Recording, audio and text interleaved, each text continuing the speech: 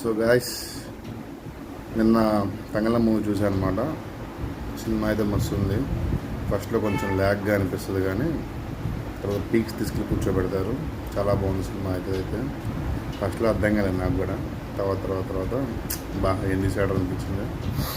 And ఇవాళ double ఇస్మా Shankar cinema చూశాను.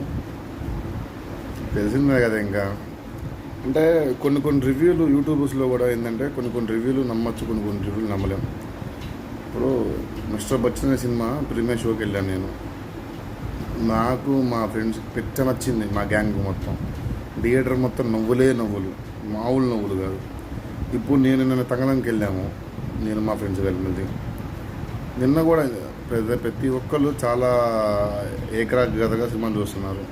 ఎందుకంటే సినిమా అంత బాగుంది కాబట్టి. తంగళం ఇప్పుడు డబుల్ ఇస్మాకి వచ్చేసరికి ఏంటంటే